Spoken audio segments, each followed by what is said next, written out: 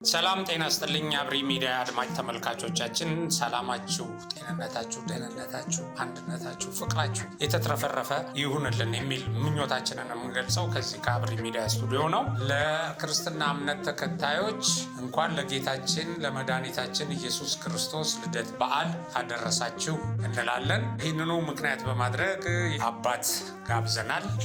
አባታችን መጋቢ ሐዲስ ጥላሁን አንዳርጌ ይባላሉ።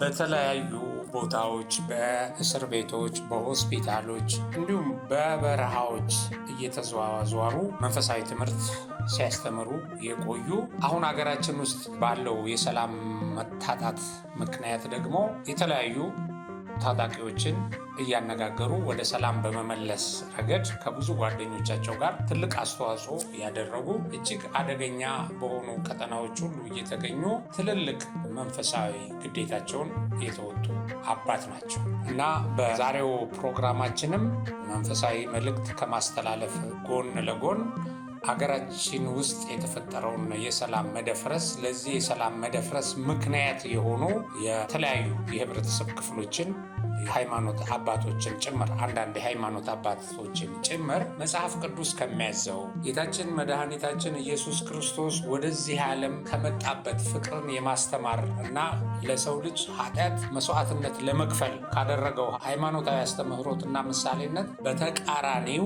በተለያዩ ሰላምን የሚያደፈርሱ ተግባራት ላይ የሚሰማሩ አካላትን ከሃይማኖት አባት የሚጠበቀው ስለ ሰላም፣ ስለ ፍቅር፣ ስለ አንድነት ማስተማር እንደሆነ ያሳስባሉ። ከዚህ በተቃራኒ ግጭቶች፣ ነውጦችን በመቀስቀስ ረገድ አንድነትን የሚያላሉ ፍቅርን የሚያጓድሉ መልእክቶችን በማስተላለፍ ሀገራችን ውስጥ ሰላም እንዲደፈርስ፣ ሰዎች ለእልቂት ለሞት እንዲዳረጉ አስተዋጽኦ ማድረግ ከሃይማኖታዊ አስተምሮ ውጪ ያለ ስለሆነ አንዳንድ ጥቂት አባቶች ከዚህ ተግባር እንዲቆጠቡ ያሳስባሉ። በእነዚህ አባቶች ተመርቶ ወንድም በወንድሙ ላይ ሰይፍ ማንሳት የሃይማኖቱን መርህ መጣስ ስለሆነ በምድርም በሰማይም የሚያስጠይቅ ለሕሊናም እረፍት የሚነሳ ነው ይሉናል። ከሳቸው መልእክት የተወሰነ እናዳምጥና ወደ ዋናው ፕሮግራማችን እንገባለን። መልካም ቆይታ፣ መልካም የገና በዓል። እንግዲህ ሰላምን እንደሚሰብኩ እንዳሉ ሁሉ ደግሞ ሰላምን የሚነሱ አሉ። እነዚህ በተለይ በቤተ ክርስቲያን ውስጥ ያሉ አባቶችም ይሁን የትኛውም በአገልግሎት ውስጥ ያሉ ሰዎች ሰላምን የሚነሱ ከሆነ በእርግጠኝነት ተጠያቂ ናቸው። በእግዚአብሔር ዘንድም ተጠያቂ ናቸው። ሕሊናቸውም ይከሳቸዋል። እንግዲህ እነዚህ ሰዎች ሲጀመር አንደኛ የቤተ ክርስቲያን ወይም የሃይማኖት ካባ ነው እንጂ የለበሱት የክርስትናቸው ሕይወት ትክክል አይደለም፣ መጽሐፍ ቅዱሳዊም አይደለም። የኢትዮጵያ ኦርቶዶክስ ተዋሕዶ ቤተክርስቲያንም እንዲያው ዶግማውን ትተኖ ቀኖናዋም ትውፊቷም አይደለም። እንደዚህ አይነት አካሄድ እግዚኦ ሰላም ለሀገሪቱ ኢትዮጵያ ብላ የምትለምን ቤተክርስቲያን ስለ ነገስታት፣ ስለ ገዢዎች፣ ስለ ወታደሮች ሁሉ ስለ ሰራዊቷ፣ ስለ ህዝባ ብላ የምትጸልይ ቤተክርስቲያን አንተ ግደል፣ እንዲተጋደል፣ እንዲህ አጥፋ ብለው የሚመክሩ ሰዎች ሲጀመር አንደኛ ክርስቲያኖች አይደሉም። እንዲህ ብለው ለሚሰሟቸው ሰዎች ራሱ እንኳን ይሄን የመከሯቸው ሰዎች እነዚህ ሰዎች ራሳቸው በዚህ ምክር ላይ የተጣልፈው የወደቁ ወንድሞቻችን የሚሆን የትኞቹ ሊያስተውሉት ይገባቸዋል። አያተርፏቸውም፣ ያጠፏቸዋል እንጂ።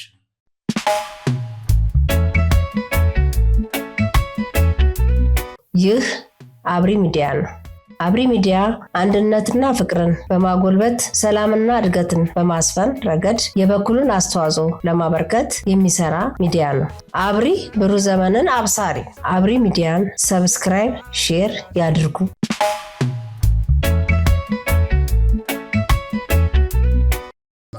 ወልድ ወመንፈስ ቅዱስ አሐዱ አምላክ አሜን። እግዚአብሔር ቤተሰቦች፣ እንግዲህ የጌታችን የመድኃኒታችን የኢየሱስ ክርስቶስ ልደት በዓል እንኳን በሰላም አደረሳችሁ እያልኩ ከዚህ ጋር የጌታችን የመድኃኒታችን የኢየሱስ ክርስቶስን መወለድና ስለ ሰው ልጆች ሁሉ ሰላምና ፍቅርና አንድነት የመጣውን ጌታ ለመወያየት ተገናኝተናልና እናንተም በጽሞና እንድታዳምጡን እንፈልጋለን። ክብር ለእግዚአብሔር ለአምላካችን ይሁን። አመሰግናለሁ። እሺ፣ እንግዲህ መጋቢ ሐዲስ ጥላሁን አንዳርጌ በቅድሚያ ይህንን መንፈሳዊ ትምህርት ለተመልካቾቻችን ለማካፈል አክብረውን ስለተገኙልን እጅግ በጣም እናመሰግናለን። እግዚአብሔር ይስጥልን። ይህንን ካልኩ እንግዲህ ከዚህ በፊትም ባገኙት መድረክ ሁሉ ለማስተማር ጥረት ያደርጋሉ።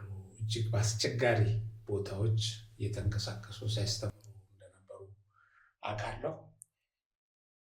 በእስር ቤቶችም በተለያዩ በረሃዎችም ባልተመቻቸ ሁኔታ ይህንን አውቃለሁ እና እኛም በጠየቅነዎት ጊዜ ይህንን አምላካዊ ቃል ለማካፈል ፈቃደኛ ሆነው ይገኛሉ እና ከዚህ በፊት ላደረጉትም ዛሬም ሊያደርጉልን ለተዘጋጁት እንግዲህ እያመሰገንኩ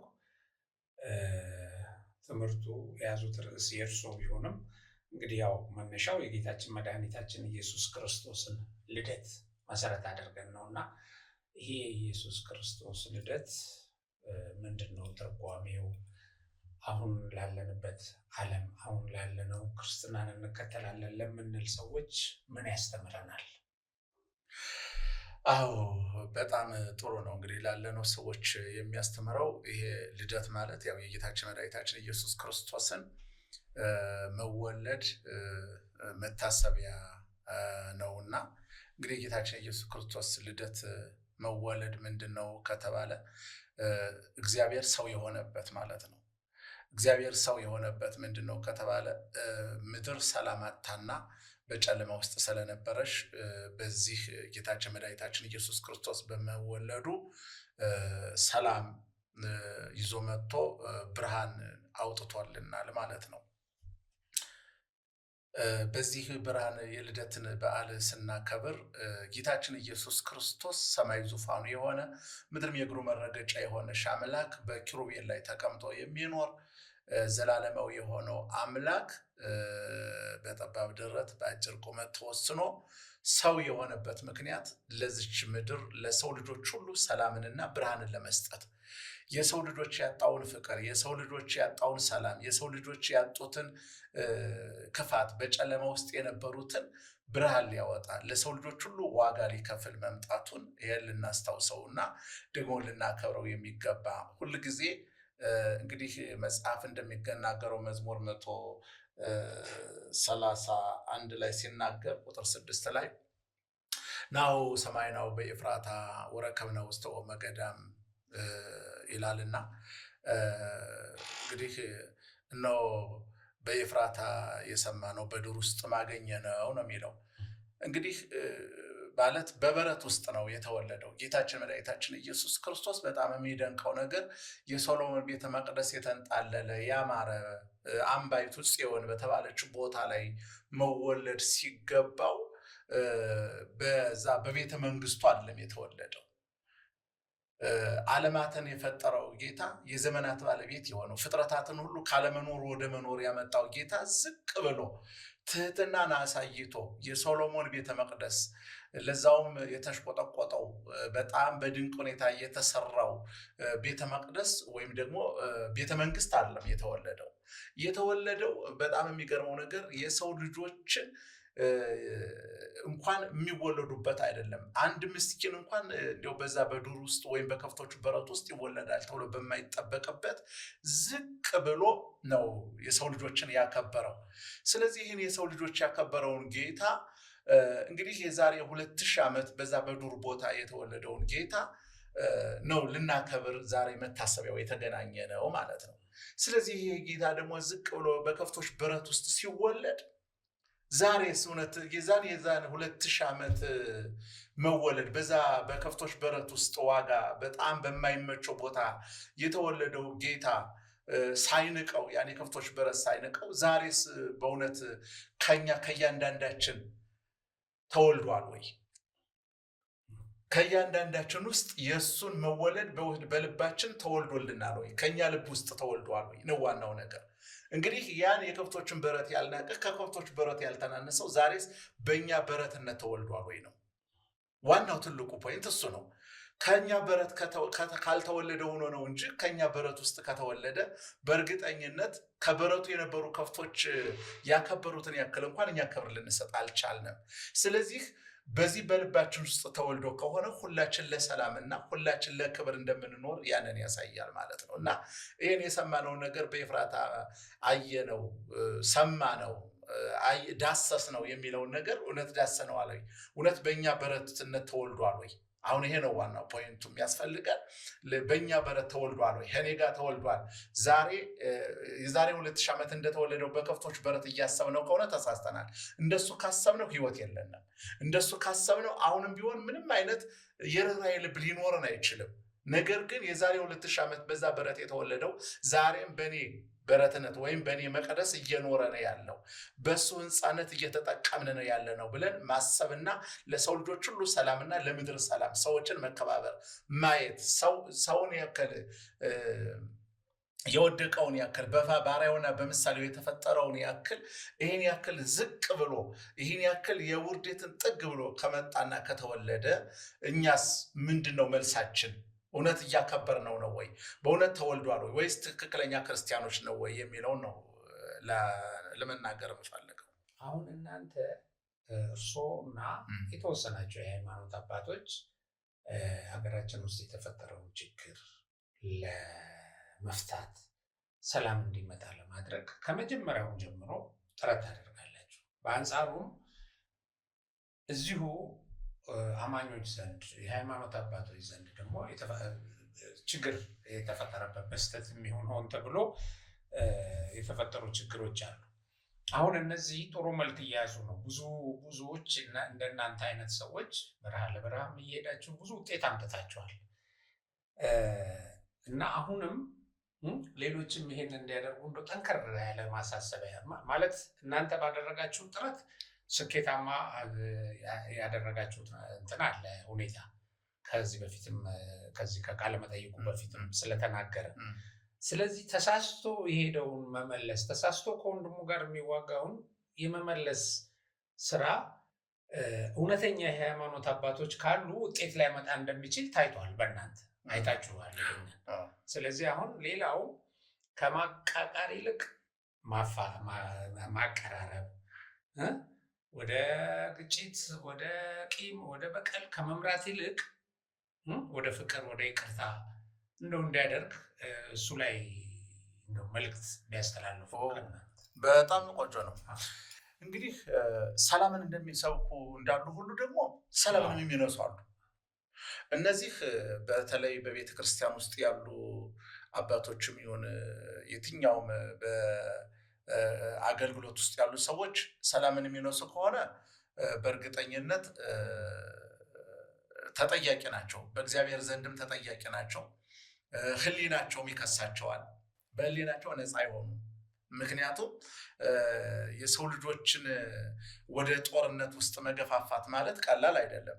ነገር ግን በዚሁ ልክ ደግሞ በጣም መልካም የሆኑ ፈሪሃ እግዚአብሔር ያላቸው አባቶች በጣም የሞትን የደም ፈሳሽነትን ምድሪቷን የሚጠይቀውን የሚፈሰውን ደም እጅግ በጣም የሚጸየፉ ልክ እግዚአብሔር ደም መፋሰስን ይጸየፈዋል። ልክ እንደ እግዚአብሔር የሚጸየፉ ደግሞ አሉ። የእግዚአብሔር ካህናቶች ደግሞ አሉ። እውነተኛ ለእውነት የሚኖሩ በቃ ሞትን አብረው ልክ እንደ እግዚአብሔር የሚሰማቸው። ምክንያቱም ሰው ባሪያውና በምሳሌው የተፈጠረውን ነገር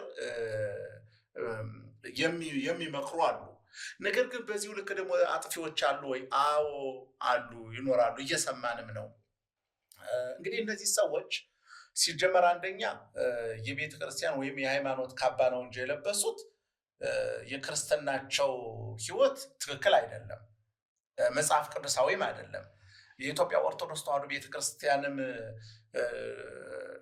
እንዲያው ዶግማውን ትተኖ ቀኖናዋም ትውፊቷም አይደለም እንደዚህ አይነት አካሄድ። እግዚኦ ሰላም ለሀገሪቱ ኢትዮጵያ ብላ የምትለምን ቤተክርስቲያን ስለ ነገስታት፣ ስለ ገዢዎች፣ ስለ ወታደሮች ሁሉ፣ ስለ ሰራዊቷ፣ ስለ ህዝባ ብላ የምትጸልይ ቤተክርስቲያን አንተ ግደል፣ እንዲህ ተጋደል፣ እንዲህ አጥፋ ብለው የሚመክሩ ሰዎች ሲጀመር አንደኛ ክርስቲያኖች አይደሉም። እንዲህ ብለው ለሚሰሟቸው ሰዎች ራሱ እንኳን ይሄን የመከሯቸው ሰዎች እነዚህ ሰዎች ራሳቸው በዚህ ምክር ላይ ተጣልፈው የወደቁ ወንድሞቻችን የሚሆን የትኞቹ ሊያስተውሉት ይገባቸዋል። አያተርፏቸውም፣ ያጠፏቸዋል እንጂ ይገድሏቸዋል እንጂ። እነሱ አንድ ጊዜ ሞተዋል። እነሱ አንድ ጊዜ ከእግዚአብሔር መንግስት ተርቀዋል። ክፉ መንፈስ፣ የዚህ የጨለማ መንፈስ ተቃውሟቸዋል። የተቃወማቸው ምንድን ነው ሲባል በመሰረቱ በግድያ በጦርነት አይደለም ክርስትና የመጣው። ክርስትና ሙቶ ነው የመጣው። ጌታችንም ቢሆን እኮ ሙቶ ነው ህይወት የሰጠው። ሐዋርያትም እያንዳንዳቸው እንግዲህ ወደሱ ዝርዝር ውስጥ መግባት ባያስፈልገኝም እያንዳንዱ መጽሐፍ ቅዱስ የሐዋርያት ስራ በመጽሐፍ ቅዱስ ውስጥ ስናነበው እያንዳንዳቸው አንድንም ቤተ መንግስት ወይም አንድን መንግስት የተቃወሙት የለም። እየገደላቸው ወንጌል ይሰብካሉ እንጂ እየገደላቸው የምስራች ይሰብካሉ። እነሱ ተዘርተው ሌላ ምዕመን ቤተክርስቲያን እየበለጸገች የምትሄድበት ምን ስለሆነ እየበለጸገች እንደ ሰው እየሞተ እንዴት ይበዛል? አዎ እየሞቱ ነው የበዙት። ለሰላም እየሞቱ ነው የበዙት። ስለዚህ የትኛውም መጽሐፍ ቅዱስ እነዚህን ሰዎች እውቅና አይሰጣቸው። ኢትዮጵያ ኦርቶዶክስ ተዋሕዶ ቤተክርስቲያን እውቅና አትሰጣቸውም። እንደዚህ ያሉ ሰዎችም እንዲያውም ይልቁኑ ካሉ ሊወገዙ ደግሞም ከዚህ ካሉበት ነገር ውስጥ ሰዎችን ወንድሞቻችን የሚያስገድሉ የእሳት ራት የሚያደርጉ ሰዎች እንዲያውም ሊጠየቁም ህጉም ሊይዛቸው ይገባል ብዬ አስባለሁ። ነገር ግን በማይደረስበት ውስጣዊ በሆነ አሰራር የሚሰሩት ነገር ካለ ደግሞ ከዚህ ውስጥ ሰላምን የሚሰብኩ ሰዎች ደግሞ እነዚህን ሰዎች ሊመክሯቸው፣ ሊገስጿቸው ደግሞ ልናስተምራቸው እንደገና ደግሞ መንፈሳዊና ሰላማዊ የሆነውን ምድር በዚች ምድር ላይ ያለው ሰዎች ተከባብረን እንድንኖር እንዲያደርጉ የሚመለስ ህይወት እንዲኖር ይፈልጋል። ሌላው ግን እነዚህ ሰዎች አሁን ምን ጥሬን ማስተላልፈው በጣም ስታችኋል፣ ተሳስታችኋል። ወንድሞቻቸውን የመከራችኋቸው ምላጭ ስበው የገደሉት ሰው ሁሉ እነሱ ብቻ አይደሉም ምላጭ ሳቡት፣ እናንተ ምላጭ ስባቸዋል። ምክንያቱም አንደበታቸው እሳት ነው። አንደበት እሳት ነው ይላል እኮ። ምክንያቱም ትንሽ ክብሪት አንድን ጫካ ያቃጥለዋል፣ ዓለሙን ያቃጥለዋል። ስለዚህ ይህን አንደበት የሆነውን እሳት በአንድ አፍ በረከትና መርገም ሊወጣ አይችልም። በዚህ እግዚአብሔር አብን እናመሰግናለን ነው የሚለውና ያዕቆብ። ስለዚህ በዚህኛው መራራና ጣፋጭ ውሃ ከአንድ ምንጭ አይወጣም። መንፈሳዊ ከሆናችሁ መንፈሳዊነታችሁን ቀጥሉ። አይ መንፈሳዊ አይደለንም ካሉ ደግሞ መራራነታቸውን ከሄዱ ያው የዘሩትን ሰው የዘራውን ያኑ ስለሚያጭድ ከማጨዳችሁ በፊት ግን ወደ ንስሐ ተመለሱ ብዬ ይህን ጥሪ ለማቅረብ እፈልጋለሁ። አዎ ይህን ነው ያሉትን ፍቅር፣ ሰላም፣ አንድነት እንዲኖር ነው እንግዲህ ኢየሱስ ክርስቶስ ሲያስተምርም የነበረው። የተወለደውም ዓለም ላይ የነበረውን ፍቅር የበለጠ ለማስፈን በጊዜው የነበሩትን ችግሮች እንግዲህ ከሰው ልጆች ውስጥ ሰው ልጅ ያድናለሁ ባለው መሰረት የተወለደ ነው። እንግዲህ እሱን ከእርሱ በላይ የሚያውቅ የለም እና ይሄንን እንዳሉት ይሄ ፍቅር ጠፍቶ አሁን ሀገራችን ውስጥ ሰላም የለም። ሰላም እንዲኖር እያንዳንዱ ሰው እያንዳንዱ የሃይማኖት መሪ ማስተማር አለበት። አሁን በተቃራኒው የሆኑ ያሉ ነገሮች አሉ። ቤተክርስቲያንም ላይ ክርስቲያኑ ሰውም ላይ ወንድም በወንድሙ ላይ እንዲነሳ የማድረግ የመቀስቀስ ይህን የመሳሰሉ ነገሮች አሉ እና እንደው ተምረን ከዚህ ነገር ሰላምን ለማጽናት ፍቅርን ለማስፈን ወንድማማቾች አንድ እንዲሆኑ ለማድረግ በዚህ በዕለተ ልደቱ የሚያስተላልፉት ማለት ነው። አይ በጣም ጥሩ ነው። ሰላም ማለት እንግዲህ ምንድን ነው ከተባለ መጽሐፍ ቅዱስ ሲናገር የሉቃስ ወንጌል ምዕራፍ 2 ቁጥር 10 ላይ ሲናገር በጣም የሚገርም ነገር አለ። እንግዲህ የመጀመሪያው አብሳሪ የሆኑት በዛ በዱር ቦታው እረኞች በተሰማሩበት ቦታ ላይ ታላቅ የምስራች የተናገሩት አሉ መላእክቶቹ። ለእረኞቹ ነው የተናገሩት። እንግዲህ የዛሬ 2000 ዓመት የነበሩትን እረኞች የምናስብ ከሆነ በጣም ተሳስተናል። ዛሬም ላልሰማችሁ ስለ ሰላም እጥረት ያለባችሁ ሰላምን ማወጅ ያልቻላችሁ ሰዎች ዛሬም እኛም ይሄን የምስራች እንነግራቸዋለን። ልክ የዛሬ 2000 ዓመት ለእረኞቹ እንደተናገሩት መላእክቶቹ በሉቃስ ወንጌል ምዕራፍ 2 ቁጥር 10 ላይ እንደዚህ የሚል ቃል አለ። ምክንያቱም እንደዚህ ይላል ሕፃኑም መጥቶ እስኪቆም ድረስ በዛ በአካባቢው ይኖሩ የነበሩ እንትኖች መልአኩ እንዲህ አላቸው ነው የሚለው ቁጥር 10 ላይ ሲናገር መልአኩም እንዲህ አላቸው እነሆ ለሕዝብ ሁሉ የሚሆን ታላቅ ደስታ የምስራች እነግራቸዋለሁና አትፍሩ ነው የሚላቸው።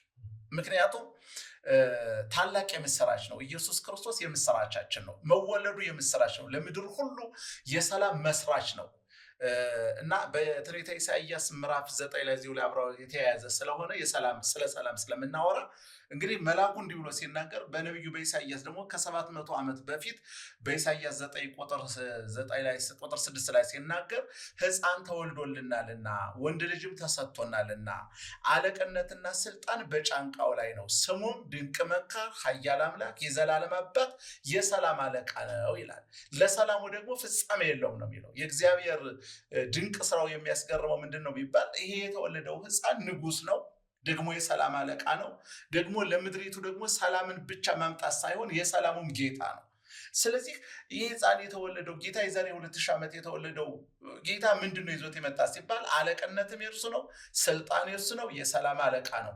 ደግሞ ለምክሩ ደግሞ ድንቅ መካር፣ ኃያል አምላክ ነው፣ የዘላለም ደግሞ አባት ነው።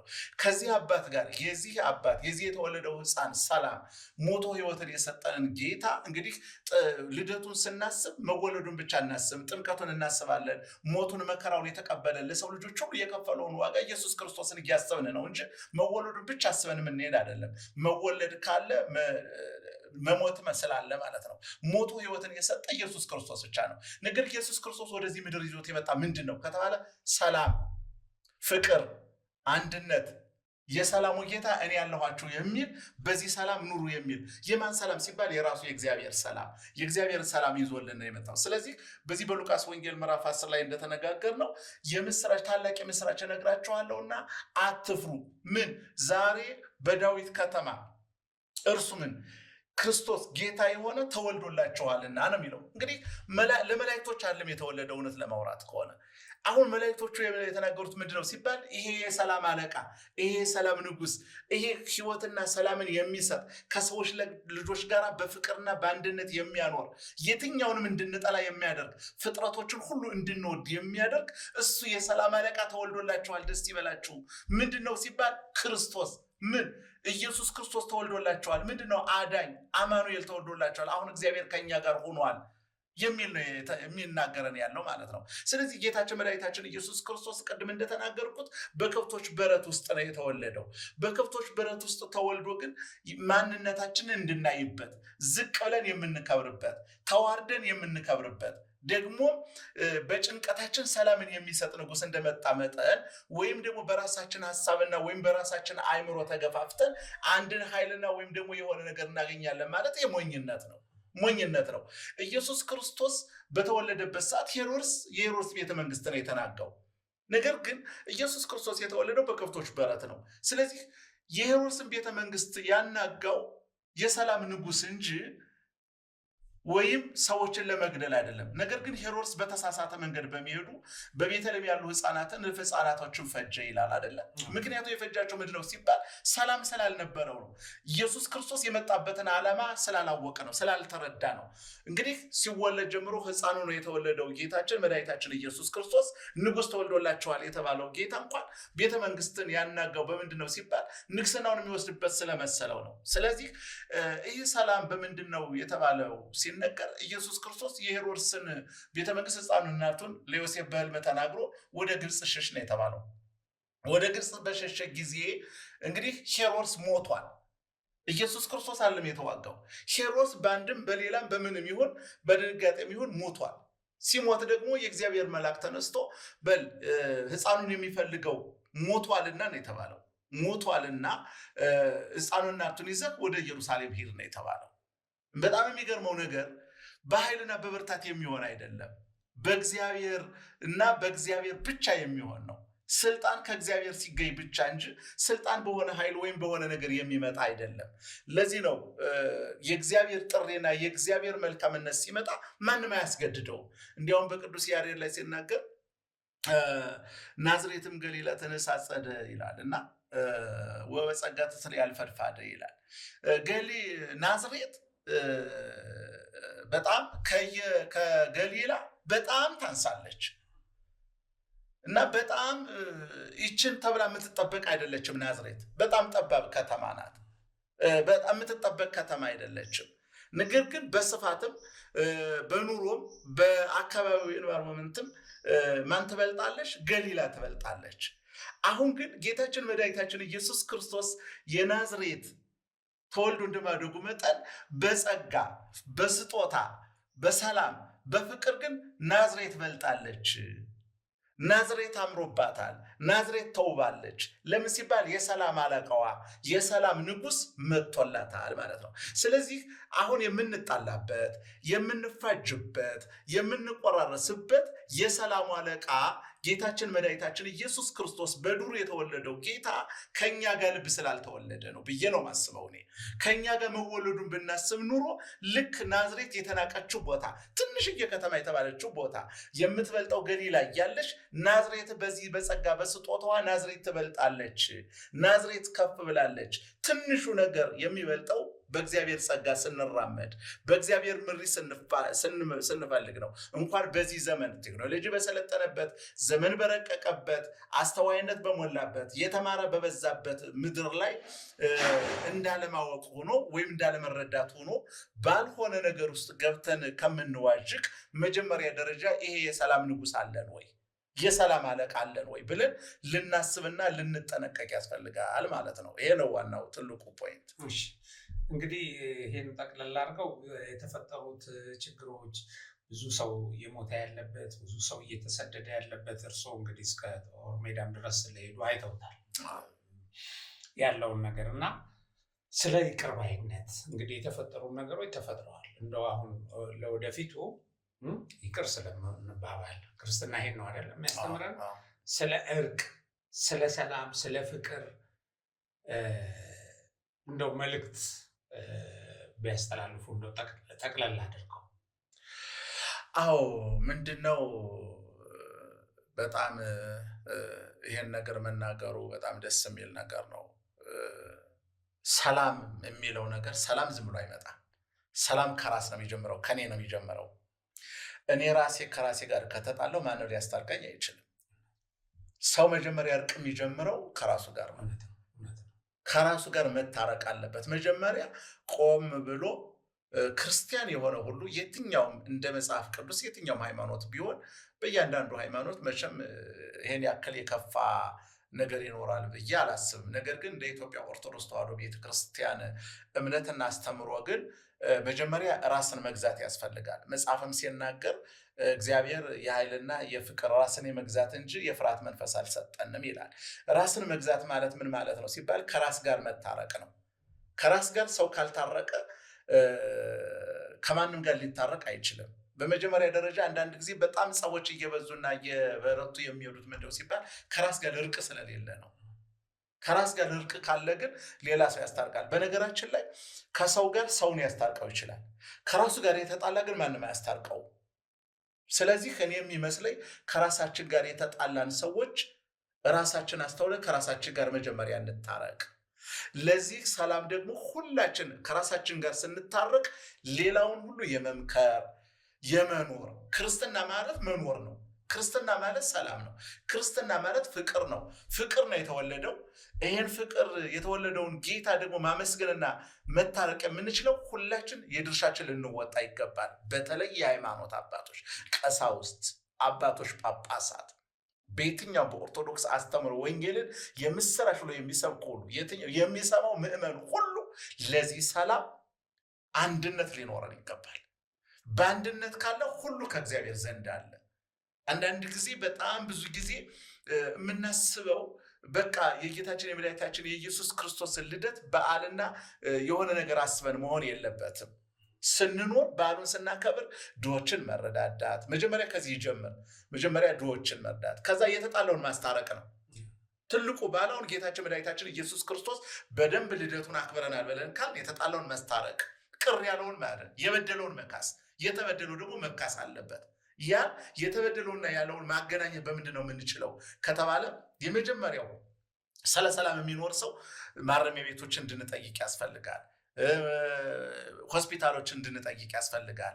ድሆችን ልናስብ ያስፈልጋል። በዓሉ ስናከብር በአጠቃላይ ሰላምን በተመለከተ እስከሆነ ድረስ ለሰላም ጥሪ ልንኖር ያስፈልጋል።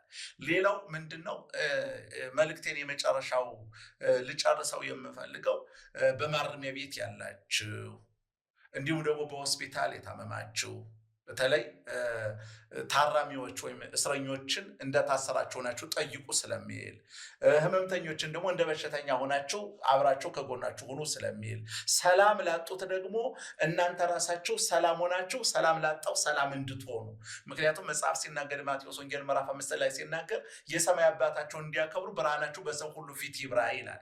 ከኛ ጋር ብርሃን ሲኖር የሰላሙ ጌታ ከኛ ልቡ ላይ ተወልዶ ከሆነ ሰላም ያጣውን ህዝባችንን በእያንዳንዱ ጓዳ እየገባን በእያንዳንዱ ቤት እየገባን ሰላም ያጡትን ወንድሞቻችን የትኛውም በተቃራኒ በየትኛውም ቦታ ያለውን ሁሉ እየገባን ለዚህ ሰላም ዋና የሰላም ተጠሪዎች ስንሆን የሰላሙ ጌታ በእኛ ውስጥ አለ። የፍቅር የሆነው ጌታ በእኛ ጋር ተወልዷል። ያን ጊዜ መረጋገጥ ይችላል እና ክርስትናችን እርግጠኛ የሚሆነው ስለዚህ ሰላም ከመነሻው ጀምሮ እስከ መጨረሻው ይሄን እንድናስብ ነውና እንግዲህ በማረሚያ ቤትም በሆስፒታልም ያሉትን ፈውስ እንዲልክላቸው በማረሚያ ቤት ደግሞ ያሉትን ደግሞ እንዲያጽናናቸው ደግሞ እግዚአብሔር ደግሞ የእስር ቆይታቸውን ቀላል አድርጎላቸው ሰላምን አግኝቼ ወጣው፣ ተምሬ ወጣው፣ ታርሜ ወጣው የሚሉበትን እንዲሁም ደግሞ በመላው ኢትዮጵያ በዚህ ክርስትና በዓለም ሁሉ ያለውን ሁሉ ለእንኳን ለጌታችን ለመድኃኒታችን ለኢየሱስ ክርስቶስ ልደት መታሰቢያ በዓል አደረሳችሁ እያልኩ ጨርሳለሁ። ወስብሐት ለእግዚአብሔር። በጣም እግዚአብሔር ይስጥልኝ።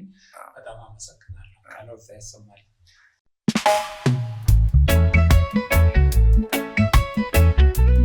ይህ አብሪ ሚዲያ ነው።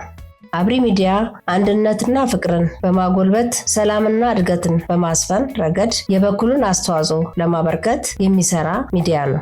አብሪ ብሩህ ዘመንን አብሳሪ። አብሪ ሚዲያን ሰብስክራይብ፣ ሼር ያድርጉ።